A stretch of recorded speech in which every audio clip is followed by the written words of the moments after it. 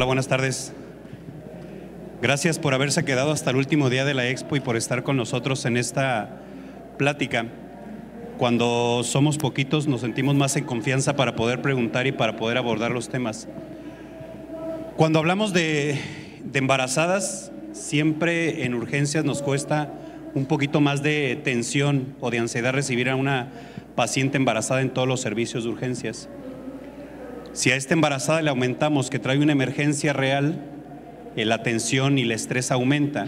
Y todavía si le agregamos que esta paciente es un trauma, un politrauma, pues todavía las dificultades para podernos enfrentar a esta paciente con tranquilidad, más que nada, con seguridad, pues nos pone en muchas ocasiones a tambalear los conocimientos y las habilidades que podamos tener acerca del manejo de la paciente o de los pacientes con trauma.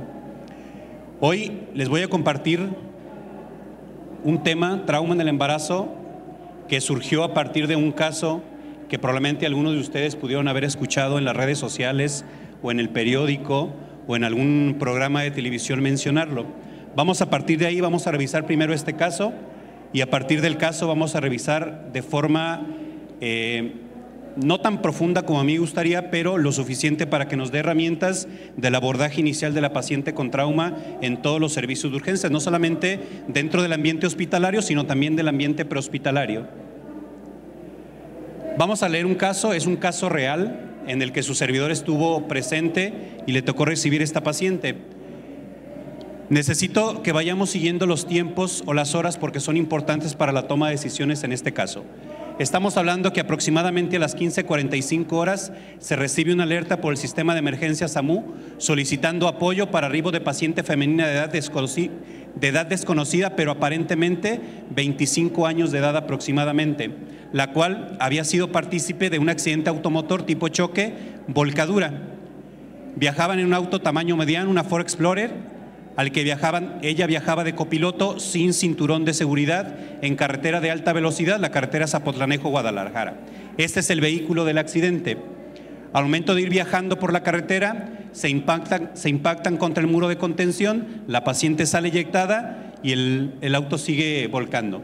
Durante la volcadura sube eyección del vehículo y se encuentran, o el sistema prehospitalario lo encuentra aproximadamente 2 metros de distancia donde había quedado el vehículo.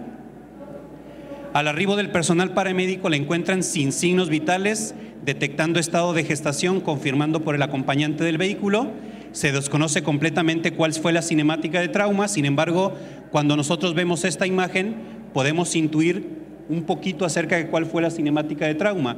Y cuando nos dicen que la paciente fue eyectada y que fue encontrada a 2 metros de distancia de donde estuvo el automóvil, pues evidentemente podemos empezar a intuir cuál fue la cinemática de trauma.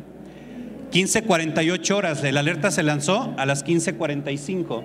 15:48 horas, 3 minutos después de la alerta se recibe paciente femenina aproximadamente entre 25 a 30 años de edad a bordo de una ambulancia de servicios médicos municipales Cruz Verde en paro cardiorrespiratorio recibiendo maniobras de reanimación por el paramédico a cargo. Dentro de la unidad del servicio de urgencia se continúa con reanimación, se decide manejo avanzado de la vía aérea con intubación orotraqueal, lográndose al segundo intento, se canalizan 2 vías periféricas calibre 14 French, se inician líquidos cristaloides en cargas, se corrobora útero grávido de 4 a 5 centímetros por arriba de la cicatriz umbilical, se busca foco fetal, el cual es perceptible con el estetoscopio. A pesar de la algarabía, a pesar de la intensidad del ruido de la sala de choque, se logra escuchar el foco fetal del paciente pediátrico, por lo que se informa al servicio de ginecología y obstetricia, continuando con la reanimación cardiopulmonar. 15:52 horas, aproximadamente 7 minutos después de que la paciente de que se lanzó la alerta y aproximadamente 5 minutos después de que la paciente llega al servicio de urgencias, arriba el servicio de ginecología y obstetricia, se informa brevemente el caso, se inicia una cesárea transparo, se realiza dentro del área de choque obteniendo un producto masculino atónico, el cual se entrega al servicio de pediatría, quien traslada al servicio de pediatría dando reanimación cardiopulmonar al pediátrico y se decide terminar o detener la reanimación cardiopulmonar en la madre. ¿Por qué? Porque tenía exposición de masa encefálica, traía neumotórax bilateral y se decide tener toda la reanimación porque eran lesiones incompatibles con la vida. Se le da seguimiento al paciente y esto encontramos en los tabloides, en los periódicos. Joven es sometida a cesárea postmortem, logra salvar al bebé, aproximadamente, aquí ya reportan el nombre, 23 años de edad, y se siguió reportando. Médicos del IMSS en Jalisco realizan una cesárea postmortem a una joven y salvan al bebé. Mujeres sometidas a cesárea postmortem y salvan al producto. El paciente no contaba con derecho a audiencia por la prematurez del paciente, se trasladó al Hospital Civil Viejo y muere bebé rescatado tras accidente. Entonces, cada que nosotros revisamos este tema nos preguntamos siempre lo mismo y siempre nosotros lanzamos esta pregunta.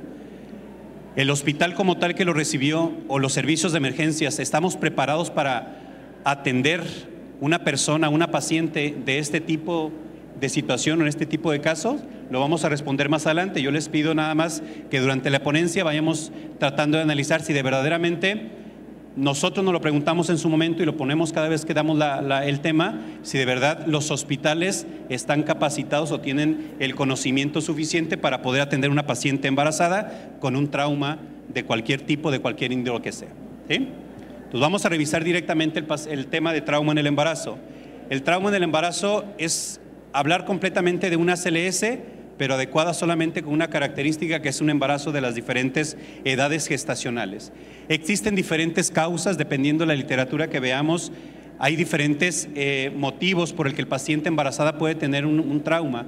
Lo más frecuente siguen siendo accidentes vehiculares, seguido por quemaduras, puede haber violencia doméstica, puede haber los traumas durante el embarazo, que pueden ser lesiones en el canal de parto, etcétera.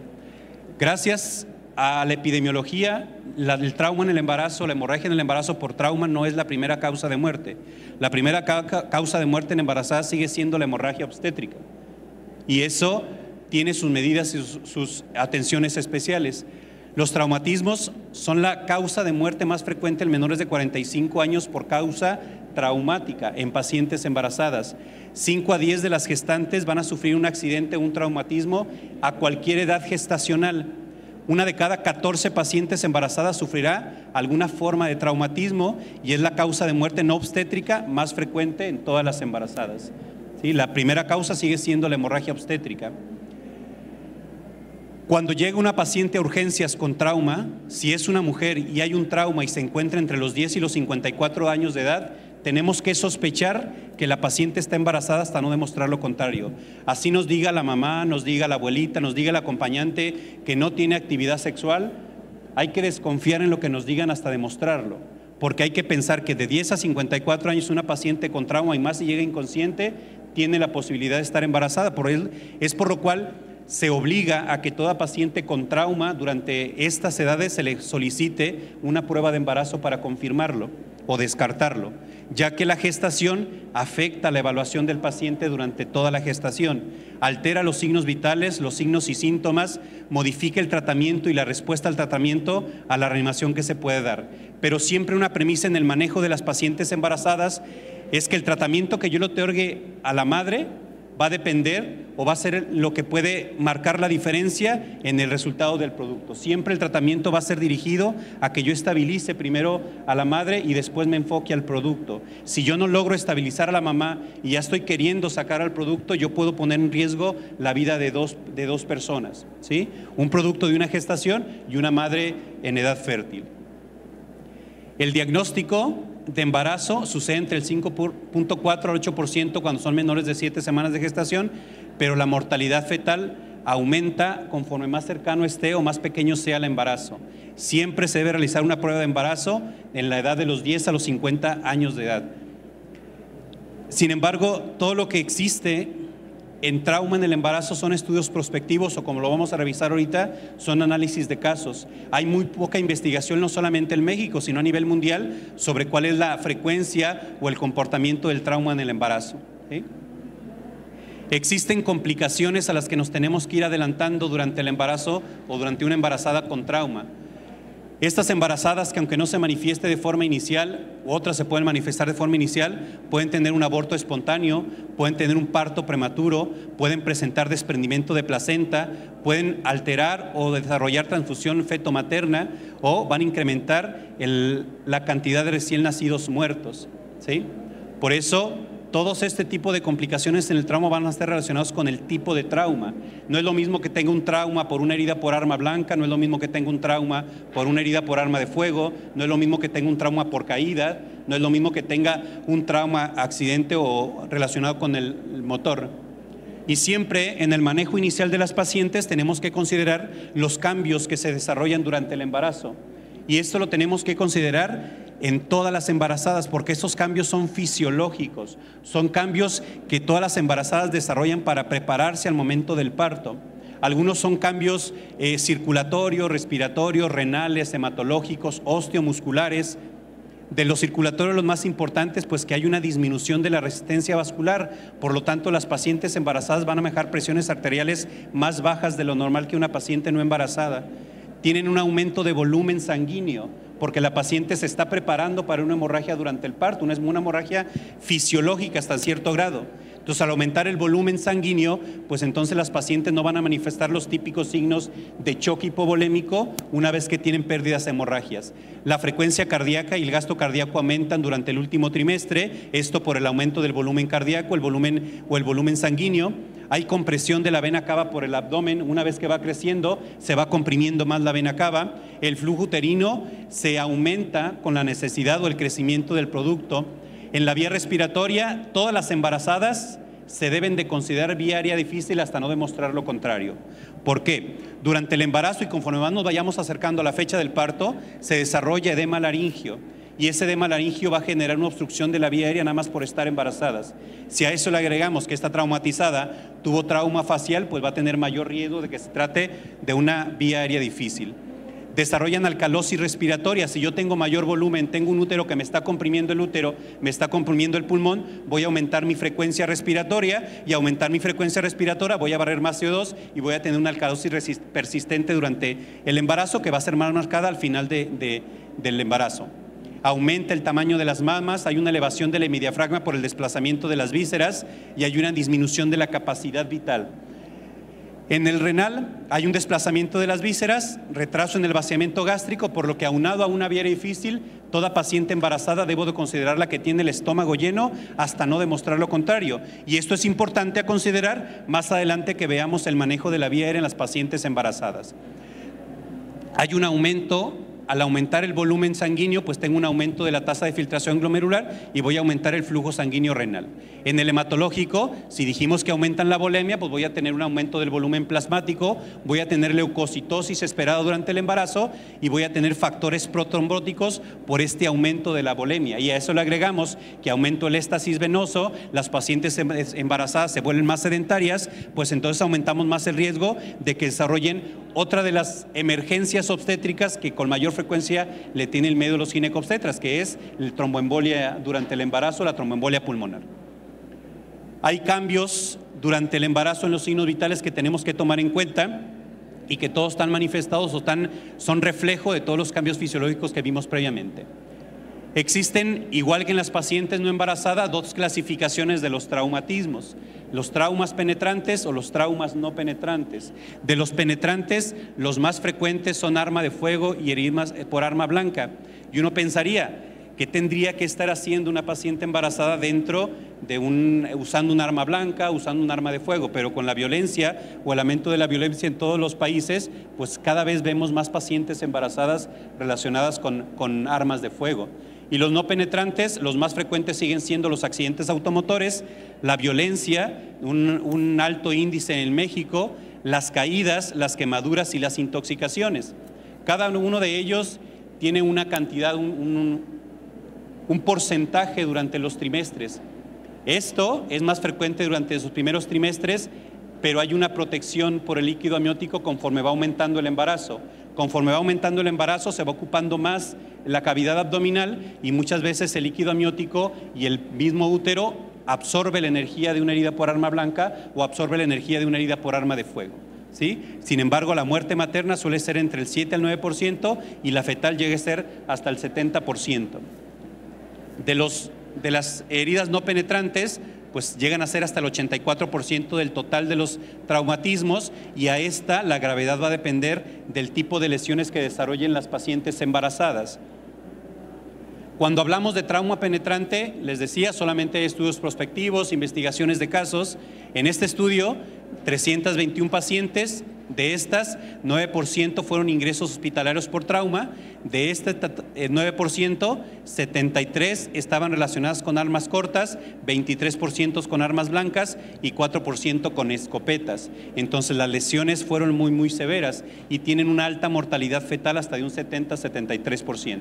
¿Por qué? Porque durante el embarazo, pues quien más absorbe la energía va a ser el útero con el producto de la gestación. Dependiendo el tipo de arma, dependiendo el sitio de la lesión, va a depender las complicaciones y el manejo va a seguir según la ubicación de la lesión y la edad gestacional. Y hay ciertas consideraciones que tenemos que tomar en cuenta y ahorita lo vamos a ver cuando veamos el abordaje de las pacientes. De este tema en particular, en la embarazada, hay muy poca información.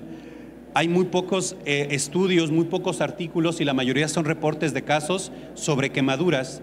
Las quemaduras en el embarazo, el manejo es exactamente igual que una paciente no embarazada. Cuando las quemaduras superan el 50% entre el segundo y el tercer grado, las pacientes se debe valorar someterlas a un parto por cesárea o a una extracción del producto por la vía que sea, porque la mortalidad es muy alta. Solamente por la propia quemadura como por las complicaciones por la quemadura, tanto a corto como a largo plazo, tanto la sepsis, las infecciones y demás. Cuando las quemaduras superan el 40%, la mortalidad de la mamá puede llegar a ser hasta el 100%. Tenemos que considerar las agravantes como complicaciones, infecciones respiratorias, sepsis como complicaciones de las quemaduras, incrementan la mortalidad y la morbilidad fetomaterna y muchas veces las quemaduras están relacionadas con inhalación de humo. Y esta inhalación de humo pues, va a aumentar aún más el riesgo de muerte de las pacientes embarazadas y del producto de la gestación. Los objetivos primarios de las pacientes con embarazado quemadas, pues se va a hacer una hidratación agresiva, soporte ventilatorio oportuno, un manejo inicial de la quemadura y trasladarla. Todas las pacientes embarazadas se deben de trasladar a una unidad de quemados. ¿Por qué? Porque el manejo tiene que ser más integral y en una unidad de cuidados intensivos para quemados. ¿Sí? Todas las quemaduras eléctricas deben de considerarse como gran quemado y la embarazada no es diferente. ¿Sí? ¿Por qué? Los trayectos de la electricidad dentro del cuerpo pueden marcar la diferencia. No es lo mismo que a una paciente embarazada reciba la electricidad en el brazo izquierdo y salga por el brazo derecho, a que entre por el brazo derecho y salga por la pierna izquierda. Eso habla de que la línea eléctrica cruzó completamente el abdomen y no solamente le va a provocar arritmias a la mamá, sino puede provocarle arritmias al producto de la gestación y que éste termine muerto antes de que la mamá tenga alguna complicación. ¿Sí? Siempre se les tiene que dar seguimiento en la unidad de cuidados intensivos. Este es una de las causas más frecuentes de traumatismo en las pacientes embarazadas. Las complicaciones por caídas o violencia van a depender de la fuerza y la cinemática de la lesión. Las caídas en particular, los pacientes tienen factores de riesgo que los hacen más susceptibles a sufrir una caída. Las pacientes embarazadas, conforme va creciendo el embarazo, tenemos que desarrollar o tienen que desarrollar ciertas posiciones para compensar el crecimiento abdominal o el peso del abdomen. Y lo primero que hace la paciente embarazada es irse hacia atrás. ¿Sí? Conforme va creciendo el embarazo, la paciente se va yendo hacia atrás en la espalda. Eso ya implica que yo no tenga mi ángulo de visión adecuada. Y como mi estómago me estorba para ver, pues entonces yo abro las piernas para caminar y las pacientes embarazadas desarrollan de forma transitoria el típico andar de pato de una paciente embarazada, que caminan así. Y es porque tratan de compensar el cargo que tiene el abdomen en la columna. Y a eso le agregamos pues que estos factores o estos cambios favorecen que las pacientes embarazadas tengan más riesgo de caerse. ¿Sí? Aparte, los factores pues aumentan el riesgo de fracturas de huesos largos. Por el traumatismo, la pura caída pueden desarrollar aborto, pueden desarrollar desprendimiento de placenta, parto pretérmino, hipoxia fetal. ¿Sí? Las otras, que es muy frecuente en los países, la violencia o las agresiones físicas. 21% de incidencia, pero es similar a las pacientes no embarazadas. Las personas violentas ya no distinguen si estás embarazada o no estás embarazada. Ya si estás embarazada y hay violencia familiar, va a ser la misma. Más del 80% están relacionados con la pareja sentimental de las pacientes embarazadas. Y las complicaciones obstétricas es mucho más frecuente el parto pretérmino y es 5 veces más frecuente el desprendimiento prematuro de placenta normoinserta en estas pacientes solamente por violencia, ¿sí? Este es otro tema que probablemente no se toca en las pacientes embarazadas. La mayoría de los suicidios o homicidios durante el embarazo están relacionados con el abuso de sustancia y hay un alto índice de muerte fetal y perinatal. Algunos de los suicidios se presentan con mayor frecuencia durante el diagnóstico del embarazo y es más frecuente en embarazos adolescentes.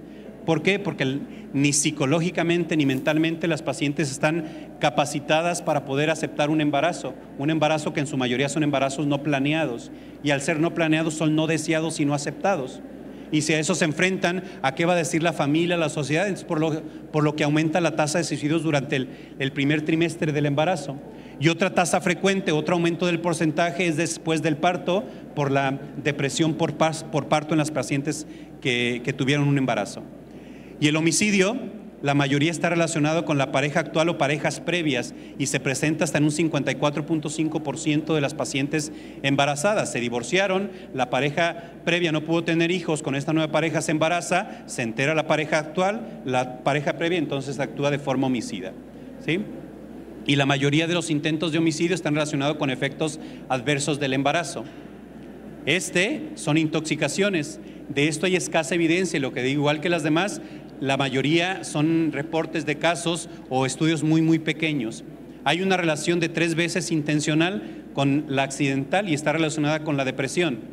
Mayor incidencia en las primeras semanas del embarazo y está asociado a parto pretérmino, bajo peso al nacer y enfermedades cardíacas como complicaciones por la ingesta o el contacto con intoxicaciones. Y el manejo de la paciente embarazada no es diferente a la paciente no embarazada. Si hay una paciente que consumió clonazepam o benzodiazepinas, pues es lo mismo. Hay que ver el estado neurológico, la escala de coma de Glasgow y demás, hacer el aseo gástrico dependiendo del tiempo y los antídotos. Los accidentes vehiculares dijimos que es la causa más frecuente, entre el 35 y el 70% de las causas de trauma en una embarazada. La ventaja de esto, de que todas las mujeres que tienen un embarazo y participan en un accidente automotor, hasta el 88% va a mostrar un traumatismo mínimo o traumatismos leves que no va a poner en riesgo ni la vida de la mamá ni el riesgo de la vida del producto de la gestación. 9.5% va a ser moderado y se relaciona sobre todo con fracturas de huesos largos, costillas, escoriaciones, y va a depender mucho de la técnica que yo utilice al manejar. Y 2.4 de esta cantidad van a ser lesiones críticas o traumas severos, y la mayoría van a estar relacionadas con el uso de sustancias tóxicas, ya sea por el piloto, por la misma paciente o por los que participaron en el accidente, que yo choqué contra otro auto en el que el otro conductor iba bajo los efectos de alguna sustancia tóxica. Y otra situación que favorece las complicaciones o el desarrollo de alguna alteración durante el traumatismo, pues es el uso indebido o inadecuado del cinturón de seguridad durante el manejo. La mayoría lo lleva puesto de seguridad de la forma correcta hasta un 76.5%. ¿Por qué? Una vez que se embarazan, las mujeres se preocupan más por el producto y entonces ya les entra la inquietud por portar de forma adecuada los cinturones de seguridad o por ponérselos. La mayoría de estos pacientes que sufrieron un accidente son el conductor o el resto del copiloto, y la muerte materna y fetal es inversamente relacionada con el uso de cinturón. ¿Qué quiere decir? Que si yo estoy en un accidente y no llevo el cinturón, tengo más posibilidades de morirme que si voy en un accidente y llevo el cinturón de seguridad. Durante el viaje en un automóvil y tenemos un choque de frente, va a pasar esto. Si no llevo el cinturón de seguridad, voy a tener una flexión forzada, hiperflexión del dorso sobre el abdomen, y en automático voy a aumentar la presión intraabdominal, y esa presión intraabdominal va a provocar que mi abdomen y mi útero choque contra la columna, choque hacia arriba, y tenemos riesgo de producir un hematoma retroplacentario, porque que se desprenda de forma prematura y que el paciente o el producto de la gestación sufra hipoperfusión y se muera dentro del útero. Eso aunado a las demás lesiones que puede tener la paciente. Por eso es importante que si estamos o están embarazadas, pues deben de portar el cinturón de la forma correcta, ¿sí? Y la forma correcta es que usemos cinturones de 3 puntos, ¿sí? con el objetivo de proteger, y la forma correcta es que el cinturón bajo o el abdomen tiene que cruzar por las crestas ilíacas y el lateral tiene que cruzar por un lado del útero, por entre las mamas, hacia la parte posterior. A veces dicen, y nos encontramos estas circunstancias. Ahorita lo vemos. La distancia, que es otra de las medidas que yo debo de tener, la distancia de la punta del volante al abdomen, para ayudarle parte o para darle tiempo al cinturón de seguridad con ese mecanismo de seguridad que se detenga y evite que mi abdomen o mi útero choque contra el volante. Entonces yo tengo que tener una distancia de 25 centímetros desde la punta del abdomen hasta la punta del volante para poder disminuir el riesgo de complicaciones por un trauma directo del útero contra el volante.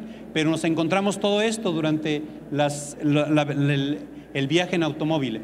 Definitivamente no me pongo la parte superior porque me molesta las mamas, dijimos que se inflaman, les molesta, no se lo ponen, o se lo ponen por debajo por el mismo objetivo de que no les moleste. Me lo pongo por encima de las mamas, me lo pongo cruzando todavía el cuello, me lo pongo lateral sin ponerme la parte inferior o me lo pongo jalándome de la parte interna para que no vaya a apretarme el bebé, ¿sí? Entonces eso provoca que yo use de forma errónea el cinturón y todo esto va a provocar una lesión específica. ¿Qué pasa si yo aquí choco de frente? Si yo choco de frente, el cinturón va a hacer su función, va a tener ese mecanismo de seguridad y me va a provocar un neumotórax con fracturas costales y me puede lesionar el útero porque está en una posición incorrecta. ¿Qué pasa si lo llevo aquí? Pues va a pasar exactamente lo mismo. ¿Qué pasa si yo solamente llevo el de abajo? Pues entonces voy a hacer más presión en la parte inferior del útero y puedo provocar que se rompa el útero. ¿Qué pasa si yo no llevo esto? Al momento de chocar me puedo resbalar hacia el frente, chocar contra el tablero con las rodillas, fracturar la pelvis y provocar una hemorragia interna, solamente por llevar mal colocado el cinturón. Actualmente la literatura nos reporta o nos recomienda usar dispositivos que mejoran o aumentan más la seguridad de las pacientes embarazadas, con un dispositivo central que se ajusta a todos los automóviles, que el objetivo es ajusta a la paciente al sillón para que no haya desplazamiento. O la otra tiene un mecanismo que va entre las piernas para tratar de que haya mayor seguridad y más agarre de la pelvis al momento de chocar de frente. Tenemos que tener consideraciones especiales en el trauma obstétrico. El trauma obstétrico es la causa de muerte materna no obstétrica más frecuente. Hay mayor riesgo de ruptura esplénica y hemorragia retroperitoneal en el trauma cerrado de abdomen. Hay menor riesgo de lesión intestinal conforme vaya creciendo el embarazo. La ruptura uterina en trauma cerrado de abdomen va a depender de la edad gestacional, pero se va a relacionar con muerte del producto, con la pérdida del producto de la gestación. El desprendimiento de placenta es más relacionado con traumas menores. Mire, a veces decimos, se cayó la paciente, nada más se cayó sentada, ya mándenla a su casa. Pero un desprendimiento de placenta se puede presentar hasta 72 horas después de una caída de sentaderas. Es por eso que una paciente embarazada con trauma de ese tipo, que se considere leve, se tiene que dejar en vigilancia y se tiene que estar valorando el flujo fetal o el flujo placentario. El trauma de cráneo fetal es la lesión de trauma cerrada más frecuente en los pacientes productos de la gestación. Pero ya llegó la paciente embarazada a urgencias, ¿y ahora qué vamos a hacer? ¿Cómo la voy a abordar? ¿Cómo la voy a manejar? Tenemos que tener consideraciones especiales en ellas por esos cambios anatómicos y fisiológicos. Desde el ambiente prehospitalario debe de iniciar el manejo de estas pacientes embarazadas. Toda paciente embarazada debe de recibir oxígeno suplementario independientemente de la saturación. Yo tengo que asegurar que esta paciente con trauma esté o tenga una saturación por arriba del 94%. Si la puedo mantener al 100%, yo estoy asegurando que mi producto de la gestación tenga una oxigenación adecuada. Podemos calcular la edad gestacional y para calcularla solamente tengo que tocar el fondo uterino. ¿Para qué me sirve tocar el fondo uterino? Si esta paciente embarazada tiene un fondo uterino por arriba de 5 a 6 centímetros después de la cicatriz umbilical, el paciente producto de la gestación puede ser viable a pesar de las lesiones que tenga la mamá. El traslado de la embarazada debe de ser cuando tiene más de 20 semanas de gestación a un centro adecuado. ¿Qué quiere decir adecuado? Que tenga ginecobstetricia, que tenga terapia intensiva, que tenga hemodinamia, que tenga cualquier circunstancia que pueda requerir un paciente y sobre todo que tenga instalados dentro del centro grupos de respuesta inmediata obstétrica para atender este tipo de pacientes. ¿Por qué después de las 20 semanas? Porque entre mayor sean las semanas de gestación, después de las 20 más probabilidad que el producto de la gestación se recupere o tenga un buen desenlace. Todas las pacientes se deben de trasladar lateralizadas hacia el lado izquierdo. Eso dijimos porque al aumentar el útero, aumentar el volumen, aumenta la compresión de la vena cava. Si yo la traslado del lado izquierdo, voy a ayudar a que se descomprima la vena cava y voy a asegurar que tengamos mayor flujo uterino. En el abordaje inicial, los pasos a seguir son exactamente los mismos que en una paciente no embarazada con trauma grave, o lo que mundialmente conocemos como el ABC del abordaje inicial de los pacientes que no están en paro cardiorrespiratorio. Siempre de forma inicial, reanimar a la gestante y posteriormente darle un seguimiento al producto de la gestación, y el abordaje es exactamente igual que en todas las pacientes no embarazadas. Como dijo Cricri, primero la A, ¿sí? Siempre en todas las embarazadas, siempre en todo el paciente politrauma debemos de evaluar primero la vía aérea de las pacientes, y tenemos que considerar en ellas que el examen o el equipo multidisciplinario debe ser coordinado. Puede llegar el traumatólogo, puede llegar el cirujano, puede llegar el ginecobstetra, pero si no hay un orden o una coordinación entre en qué momento entra cada uno a evaluarlo, eso se puede salir de control. Entonces el abordaje inicial siempre va a ser estabilizar a la mamá, siempre va a estar encaminado a estabilizar a la mamá para poderlo lograr. Durante la evaluación primaria, durante el manejo de la vía aérea, tenemos que considerar el alto riesgo de mesis, por eso que les expliqué hace rato. Las pacientes embarazadas tienen estómago lleno hasta no demostrar lo contrario. Hay que hacer intubación con presión cricoidea, y esto solamente se recomienda para evitar que por la emesis la paciente vaya a tener broncoaspiración, no porque esté indicado hacer presión en todos los pacientes. En la paciente embarazada, en el paciente obeso, en el paciente con tumores abdominales o cualquier circunstancia que aumente la presión intraabdominal, es en los que está indicado hacer presión cricoidea. Y eso solamente es para disminuir el riesgo de broncoaspiración. De preferencia, y si lo tenemos, usar un laringoscopio o un videolaringoscopio. Siempre considerar por ese edema de la cavidad oral o ese edema laringio y faringio, usar un tubo endotraqueal más pequeño de lo que usaríamos. Si en una paciente no embarazada usaría un tubo 7, que es el más recomendado, pues entonces me bajaría o tendría a la mano un tubo 6, 6,5 para poder manejar esta vía aérea. Y siempre en estas pacientes con trauma, igual que en las pacientes no embarazadas, considerar proteger la columna cervical en el manejo inicial. En la B de ventilación, siempre mantener una oxigenación por arriba del 95%, resolver las lesiones potencialmente letales, considerar siempre en esta resolución de las lesiones letales, considerar el desplazamiento del diafragma por el aumento de la presión intraabdominal. Eso quiere decir que si yo voy a poner un tubo endopleural porque el paciente tuvo un neumotórax, me voy a ir 2 espacios arriba de donde lo haría de forma normal en una paciente no embarazada. En la C, en la circulación y en el control de la hemorragia, pues tenemos que identificar los sitios de hemorragia visible, y aquí tenemos que hacer mucho hincapié en la ruptura uterina, en el desprendimiento prematuro de placenta. Tenemos que identificarla y tratarla. Los pacientes tienen que tener accesos de grueso calibre, un 16, un catéter calibre 16 o calibre 14. Evitar lo más que se pueda las líneas femorales, lo más que se pueda, por el aumento que tenemos de riesgo embólico en este paciente. El manejo de cristaloides van a ser los parámetros relacionados con el embarazo, y tratar de evitar grandes volúmenes. Si vamos a manejar aminas, lo vamos a hacer de forma transitoria en lo que se resuelve la causa del estado hemodinámico. Siempre buscar y sospechar hemorragia interna en las embarazadas, y en la reanimación cardiopulmonar calcular la edad gestacional por el riesgo, la posibilidad de considerar desde aquí una cesárea postmortem, y considerar la posición de la paciente durante la reanimación. Siempre se tiene que administrar RCP con las mismas características de RCP de alta calidad, pero en esta posición del paciente. Si yo tengo las herramientas para darle posición, mi camilla se puede girar 15 a 30 grados, lo hago. Si no, entonces uso mano de parte del equipo externo para que me desplace el útero hacia el lado izquierdo, y que durante toda mi reanimación él se esté desplazando el útero en lo que se toman decisiones. En la D tenemos que detectar el estado neurológico del paciente basándonos en la escala de coma de Glasgow. Y en la E, exponer a la paciente, hacer una revisión total de las lesiones visibles para identificar sobre todo datos de violencia. Y en el manejo, en el abordaje de la paciente, pues el abordaje es exactamente así. No puedo irme a la B si no resuelvo la A, porque se deben de ir resolviendo las cosas que ponen en peligro la vida. Y en el abordaje nos agregan una letra F, que de evaluación fetal. Yo ya estabilicé a la mamá, ya resolví la A, la B, la C, la D, la E, entonces ya me da tiempo a evaluar el producto de la gestación, hacer una revisión del feto, un ultrasonido obstétrico completo, evaluar la presencia de frecuencia cardíaca fetal, ¿sí?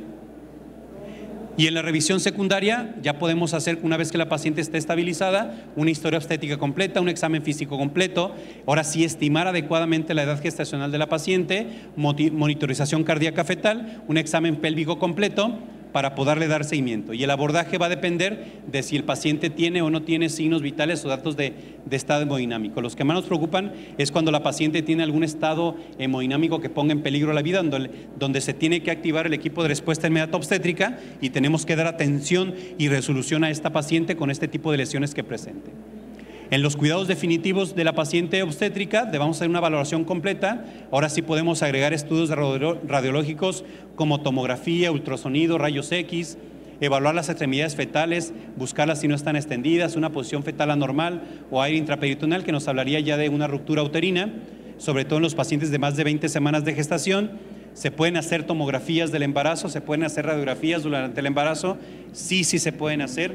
Existen algunas dosis o algunas cantidad de tomografías que necesito para provocar alguna lesión en el producto, y sobre todo si este producto tiene más de 20 semanas de gestación, no hay contraindicación para hacer estudios de imagen, ¿sí? Tenemos que considerar y siempre tomar en cuenta cuántas tomografías necesito para provocar una lesión estocástica o determinística, o con lesiones oncológicas, que son las que más nos preocupan de los productos. Necesitaría por lo menos 50 tomografías para poder provocar un cambio. Entonces sí hay indicación y sí hay sustento para hacerlo.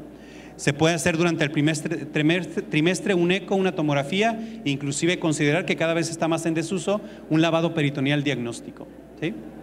Y considerar las complicaciones que puede tener la paciente una vez que llega al servicio de urgencias. Pueden desarrollar distrés respiratorio, coagulación intravascular diseminada, embolias de líquidos amnióticos, choques hipovolémicos, transfusiones masivas por el manejo, desprendimiento de placenta, muerte fetal in útero, inclusive posteriormente sepsis por el manejo inicial de las pacientes. Pero existe una dificultad y controversia cómo distinguir entre las pacientes traumatizadas con riesgo de mortalidad relacionadas con la gestación. Toda paciente embarazada con trauma aumenta la mortalidad nada más por el trauma y estando embarazada. Entonces tenemos que orientar nuestro tratamiento y manejo a disminuir esa posibilidad de que una paciente se nos complique. El pronóstico materno va a depender del tipo de traumatismo y de las lesiones que el traumatismo haya provocado en la paciente. El resultado va a ser relacionado con el trauma. Lo que les decía, el desprendimiento de placenta se puede presentar hasta las 72 horas después del trauma, la ruptura de las membranas hasta 4 horas, el comienzo del parto hasta antes de las 4 horas después del traumatismo, y las complicaciones van a depender de la complicación que ésta tiene. La evaluación fetal pues va a ser examinar completamente el abdomen, buscar datos de ruptura uterina, con dolor abdominal, rebote, defensa, rigidez, encontrar un feto abdominal en la exploración, palpación fácil de partes fetales o ausencia de fondo uterino, desprendimiento de la placenta con hemorragias transvaginales, dolor, contracciones uterinas frecuentes. Un eco en el embarazo después de las 10 semanas nos ayuda y se recomienda en la evaluación secundaria de las pacientes embarazadas.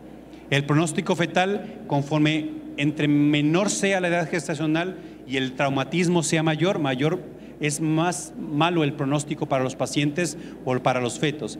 Hay una incidencia de 3.7 muertes fetales por cada 100,000 recién nacidos, 5.4 muertes fetales por trauma por cada 1,000 muertes fetales, y es más frecuente cuando la mamá se encuentra en adolescentes o entre menor edad sea la mamá, mayor riesgo de muerte fetal. Y los efectos del trauma, en el feto van a depender de la edad gestacional, del tipo y la gravedad del trauma y la extensión de las lesiones que puede tener el producto de la gestación. Las lesiones fetales directas van a ayudarnos a determinar si se puede terminar la gestación, y el recién nacido por cesárea tras un traumatismo tiene una supervivencia dependiendo de la edad gestacional hasta del 45%, y entre las complicaciones más frecuentes que nos pueden ayudar a tomar la decisión, el distrés fetal, el distrés materno, o cuando se presentan ambos, que son las que nos pueden ayudar a interrumpir el embarazo en las pacientes embarazadas, ¿sí? Fetos con ausencia de frecuencia cardíaca fetal se consideran insalvables y no se deben de tocar. Tú te centras en el tratamiento y en el manejo de la mamá porque el producto ya no tiene frecuencia cardíaca fetal. Por eso es la evaluación de ese ABCD de las pacientes. Tenemos que considerar en embarazos menores de 26 semanas de gestación, se consideran no viables, por eso la importancia de calcular la edad gestacional y la supervivencia fetal de las 23 semanas en un centro hospitalario que tenga todas las herramientas necesarias. Cuando la edad gestacional es menor a 23 semanas puede llegar a ser del 40%, siempre y cuando se consideren o se tengan todas las herramientas necesarias para poder dar atención tanto a la mamá como al producto de la gestación. Y la mortalidad fetal puede llegar a ser hasta el 82%, la mayoría relacionadas con accidentes vehiculares, 6% en heridas por arma de fuego y 3% en caídas. Y esto nos lleva a tomar decisiones. Una paciente politrauma, embarazada, que llega sin signos vitales, debemos de pensar que esta paciente puede ser candidata a una cesárea perimortem. Y la cesárea perimortem, sus primeros descripciones en la literatura, pues están con Esculapio, que es, con base a la literatura, es el primer producto de una cesárea perimortem, ¿sí? Reconocido o tan nombrado en la medicina. Ha habido estudios, ha habido reportes de casos. Desde antes de Cristo, ya los romanos sacaban a los productos de la gestación. Se moría la mamá, los romanos sacaban al producto y estuvieron dándose cuenta que muchas veces los productos se salvaban. Antes de Cristo, se consideraba que todas las pacientes embarazadas se les tenían que desembarazar antes de enterrarse. ¿Por qué? Porque la religión incluía que si te ibas con otro producto, pues no subías al cielo y demás. Entonces le quitaban el producto y se estuvieron dando cuenta que muchos productos salían vivos, ¿sí? Más adelante, ya en Berlín, empezaron a registrar 147 cesáreas por Morden y se obtuvieron 3 recién nacidos, pero mire quién los registraba.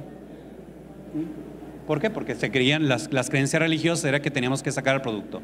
En el 85 ya se hicieron los primeros estudios en recién nacidos vivos, se realizaron por procedimientos durante los primeros 15 minutos después de la muerte materna y hasta el 70% de los que se sacaron los 5 minutos se vieron que tenían mayor probabilidad de sobrevida. A partir del 86 se empiezan a hacer experimentos en animales, en ratitas, las embarazaban, las mataban, diferentes tipos de traumatismo y empezaron a evaluar cuánto era el tiempo que podían sacar a los productos y que estos vivieran a diferentes edades gestacionales. De ahí empiezan a calcular el tiempo promedio para poder sacar un producto que no fuera mayor a 5 minutos a partir de que la paciente cae en paro cardiorrespiratorio o pierde los signos vitales, ¿sí? Entonces, a partir de esto se empieza a hacer la recomendación de la cesárea perimortem, pero pues existen diferentes factores que pueden influir en que tengamos un buen desenlace. Entre ellos, el más importante suele ser el tiempo, ¿sí? Y el tiempo actual aceptado para poder hacer una cesárea perimortem a partir de que el paciente o la paciente cae en paro cardiorrespiratorio son 4 minutos, ¿sí? A partir de que cae en paro, yo tengo hasta 4 minutos para poder sacar a la paciente en paro cardiorrespiratorio. ¿Por qué 4 minutos? Yo ya tengo 2 ciclos de reanimación avanzada. Durante el primer ciclo yo empiezo a activar mi equipo de respuesta inmediata obstétrica, empiezo a activar todo lo que necesito para hacer una cesárea perimortem. Pero si a estos 2 minutos mi paciente sale del paro cardiorrespiratorio, yo no la voy a tocar. La tengo que estabilizar, porque si yo le saco al producto de la gestación, yo le voy a agregar una causa de paro que es la hemorragia por cesárea. Entonces tiene que suspender o tiene que prolongar. Si a los 4 minutos no sale del paro, es entonces donde debemos actuar para realizarle. ¿Y qué consideraciones tenemos que tener para poder realizar una cesárea perimortem? Primero, la persistencia de frecuencia cardíaca fetal, ¿sí? Que si nos remontamos al caso, era uno de los datos que traía la paciente, que se detectó en el servicio de urgencias, la presencia todavía de frecuencia cardíaca fetal.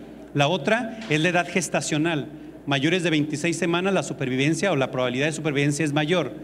El inicio del RCP, que sea inmediato una vez detectado el paro cardiorrespiratorio. La causa del paro cardiorrespiratorio.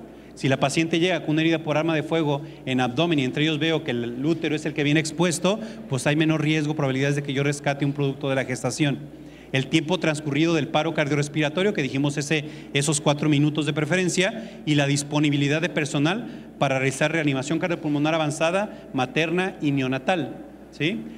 Y si yo estoy en un servicio de urgencias, pues el más indicado para hacer la cesárea perimortem debería ser un obstetra. Si yo no estoy, lo adecuado sería que después del obstetra lo haga el cirujano, y si no, después el urgenciólogo con adiestramiento en cesáreas. Y solamente, como es una paciente ya en paro cardiorrespiratorio, lo único que hago es abro, identifico el útero, corto, sin tratar de lesionar al producto y lo extraigo para poder hacer la cesárea y extraer el producto. Pero ya identifiqué una paciente que es candidata a cesárea perimortem, pues ahora ¿qué debo de considerar antes de someter a un producto de la gestación y aumentar el riesgo de que se nos muera también? Pues entonces vamos a considerar que no debe realizarse en una gestante politraumatizada inestable en quien la parada cardíaca aún no ha ocurrido. La paciente está inestable, pero no se ha parado, no tengo por qué someterla a otro traumatismo con una cesárea para aumentar el riesgo de paro cardiorrespiratorio. No se debe realizar cuando el RCP es exitoso. aun cuando haya distrés fetal, sino tras evaluar el resultado del RCP en el producto de la gestación o en el feto. Puede tener éxito si se realiza en los primeros 4 a 5 minutos después de la parada cardíaca. Y entonces, como conclusiones del tema de traumatismo en el embarazo.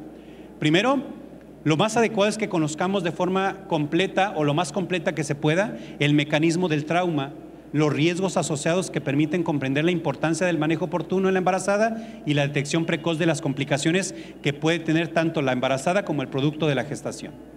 La evaluación y la reanimación de la mamá siempre va a ser el pilar en el manejo de una paciente embarazada con trauma. La literatura disponible es limitada y la mayoría son retrospectivos con efectos variables en los resultados, por lo cual hace falta investigación, hace falta reportar los casos que nosotros podamos tener de atención de pacientes embarazadas con trauma. La monitorización y el tratamiento óptimo de la mujer embarazada sometida al trauma se mantiene actualmente incierto por esa necesidad de mayor investigación. Y la cesárea perimortem es una opción aceptable cuando existen posibilidades de supervivencia del feto. Y aquí es donde nos regresamos. ¿Cuál sería la respuesta a la pregunta que les hice de forma inicial?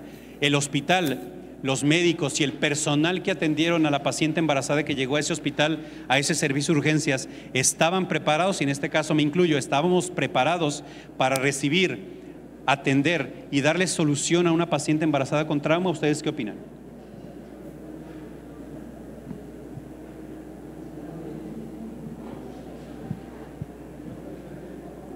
A ver, páseles el micrófono. ¿No tiene el otro micrófono? Si no, le presto a usted.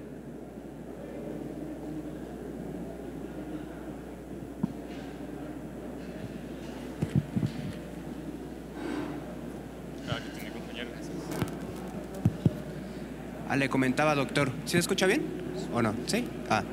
Le comentaba, doctor, ¿la atendieron en Cruz Verde o en dónde fue? La recogió Cruz Verde. Del sitio del accidente la trasladaron al hospital. ¿Y fue en...? Carretera Zapotlanejo. ¿Y la trasladaron a un hospital pues de...? Al HGR 46 del IMSS. Ok.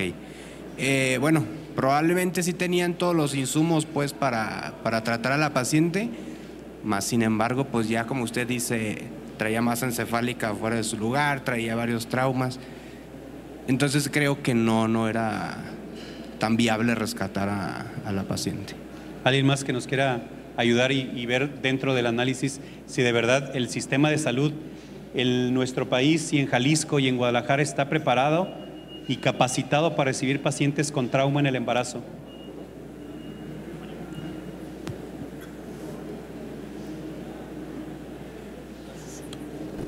Buenas tardes. Creo que, primero que nada, felicidades por la ponencia, como siempre, magistral, doctora Rodif, felicidades. Pero en cuanto a la respuesta, podemos tener todos los insumos, todo el equipamiento, toda la tecnología, pero hay algo que es sumamente barato, ¿no? Hay algo que es muy práctico y aplicable para todos los servicios que atienden a estas pacientes, que es la organización de un equipo de reanimación de alto desempeño, ¿sí? Si tenemos nosotros esos equipos bien integrados, bien capacitados y anticipados, este tipo de atención la hacemos estandarizada, es decir, en la mañana, en la tarde, el lunes, el domingo, en la noche. La hacemos sistematizada también, es decir, a través de un procedimiento, ¿sí? Que no nos vamos a perder si seguimos el 1, el 2, el 3, el 4, el 5 y demás. Y automatizada, es decir, todos de manera automática ya sabemos qué hacer. Y eso es muy barato, eso es muy accesible. Y creo que depende de todos y cada uno de los que estamos aquí interesados, que independientemente de la trinchera donde estemos, tenemos que darle el plus a este tipo de pacientes, ¿no? Es un binomio. ¿Y por qué no? A todos los pacientes, no nada más a la embarazada, pero la embarazada es así como que la cruz, ¿no? Como que todos debemos de enfocar todos los máximos esfuerzos cuando está una paciente embarazada en un tema muy delicado, inestable o en paro incluso, ¿sí? Entonces, ¿qué nos falta? Estructura de organización nada más, ¿sí? Y bueno, ya lo demás de la tecnología, pues quién no quisiera tener un eco a la mano, quién no quisiera tener un banco de sangre disponible 24/7 y demás, ¿no? En cuanto a infraestructura de recursos materiales y tecnológicos. Pero el recurso humano es sumamente valioso porque la actitud que tengamos ante esta respuesta a estas pacientes va a ser crucial para la sobrevida de la paciente y del producto, ¿sí? Y entonces, si damos respuesta, su servidor que estuvo presente en el caso de la atención, pues no. No estábamos capacitados, no estábamos organizados, no teníamos un protocolo de acción y atención adecuada, formalizado, difundido y reproducido en el servicio para poder decir que teníamos todas las herramientas. Probablemente teníamos las ganas. Y el hospital se realiza reanimación de alta calidad supervisada, realiza reanimación, pero nos hacía falta sumarle este mecanismo, esta atención a las pacientes embarazadas o con ese enfoque de una paciente embarazada. Es por eso que a partir de ahí, pues el hospital se dedicó a capacitar al personal de urgencias en embarazo, en todo lo que tenga que ver con emergencia obstétrica. Y es por eso que el hospital actualmente tiene un equipo de respuesta inmediata obstétrica bien establecido, bien estandarizado, tiene un equipo de respuesta inmediata o un código Mater que se activa y todos acudimos a apoyar la atención o dar atención a una paciente embarazada con base a nuestra especialidad, a nuestra experiencia, a nuestra expertise, a nuestra área de competencia, actuamos, ¿sí? Este caso lo publicamos en España. La doctora Reves se llevó el caso a publicarlo a España y recibimos un reconocimiento internacional por la apertura que tuvimos al momento de presentar el caso. Ya para terminar, les quiero presentar, es un video, tiene imágenes fuertes, les pido que lo vean con la mayor profesionalismo que puedan. Es un video que se utiliza de forma pues educativa y que a todos nos sirve para saber que las decisiones se pueden tomar en un servicio de urgencias y que las decisiones oportunas pueden marcar la diferencia entre un producto y otro. No fue la cesárea que reporté al principio en el caso que les reporté, fue una de las tantas cesáreas perimortem que hemos hecho en el servicio o que se han hecho en el servicio de urgencias del mismo hospital.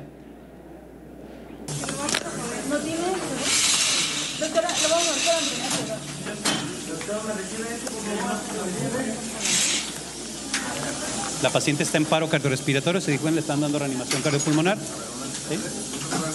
Están las dos ginecólogas dando o intentando sacar el producto de la gestación. Esta fue una de las últimas cesáreas perimortem que se realizó en el servicio de urgencias. Era una paciente que recibió una herida por arma de fuego, que llegó sin signos vitales, en paro cardiorrespiratorio, tenía menos de 4 minutos de haber caído en paro, se sacó el producto y este producto tenía aproximadamente 27 semanas de gestación. Sobrevivió el producto, pero desarrolló complicaciones por la prematurez. No desarrollaba todavía vía pulmonar, traía una malformación cardíaca y duró vivo aproximadamente 3 meses. ¿Sí? No sé si tengan alguna duda, alguna pregunta. Si no, de mi parte sería todo. Gracias por haberse quedado hasta el final. ¿Sí?